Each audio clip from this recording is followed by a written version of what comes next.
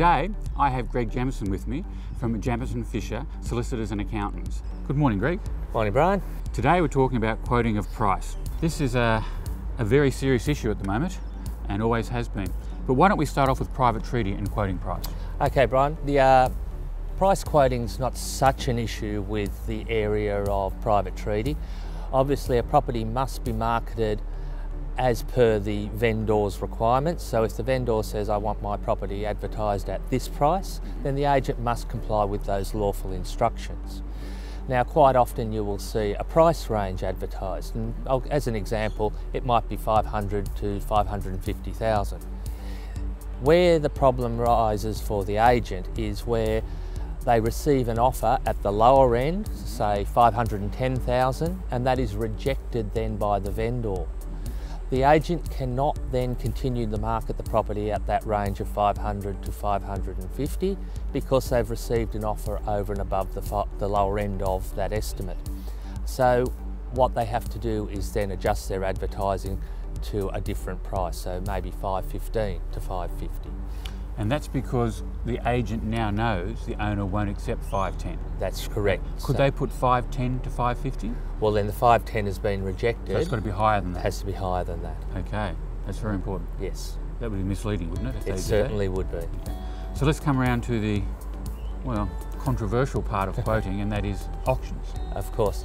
Now, there's many schools of thought about how pricing should occur and be ventilated to the public with a property that is about to be put up for auction, whether the agent should be disclosing their opinion, the market opinion, and probably the easiest way to explain this, Brian, would be through a case study. Now, several years ago, the ACCC, which is the Australian Competition and Consumer Commission, commenced an action against a Victorian agent in regards to what they said was misleading and deceptive conduct. Now, the facts of the case went something similar to this. The agent went out, looked at the property, and their opinion was that it was between 700 and 741,000, as a similar property down the road had sold for 741,000. So on the agency agreement, agent's opinion was 741,000. The vendors... They didn't put a range?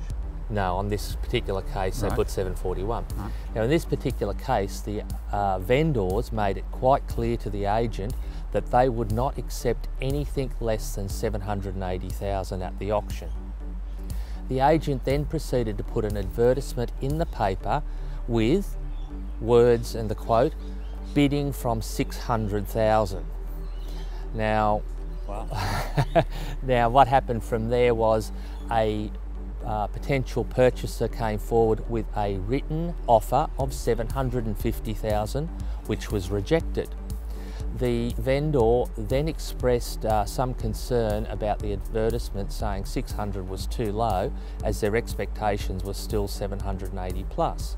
So the agent then proceeded to put a new advertisement in the paper saying bids to start at 650,000.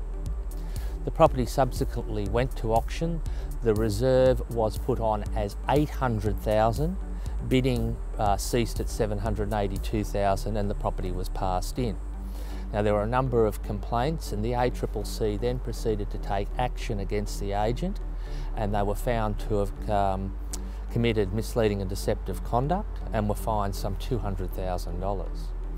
Now, what's come out of that particular case is that obviously you can never use the words bidding from a price which is lower than your estimate, and that's what the court found, that the agents were aware that there had been a $750,000 offer rejected, that the the vendor's initial expectations were 780, so therefore there should have been no mention of price certainly below $780,000. So in that case, if the agent had put a range on it, would that have helped them? Well, in this particular case, a range is not going to assist because, again, it's an auction. I understand that the marketplace and potential purchasers like to have some idea of what they're going to buy and have some indication so they can get their finances in place. But an agent has to make it quite clear that it's an auction, that the market will set the purchase price, not the agent, not their opinion, but the market. Agents need to be extremely careful about making any mention as to price to the general public, because this is where all of the complaints tend to arise from. Yes, one of the agents that we work with, people wander into the open and say, how much does the owner want? And they always say as much as they can get. That's a very fair comment. Because that's what it is. One of the questions we get is, a lot of people understand that real estate agents have to put a figure on their agency agreement, and they come up and actually ask the question, what did you tell them? What's on your agency agreement? Do they have to tell them that? No, they don't, because that's a contract between the vendor and the agent, and of which the prospective purchasers are not a party to, and there is no requirement to disclose that figure. Thank you very much, Greg. That's fantastic today. We appreciate it. It's going to help a lot of agents understand. No worries, Brian.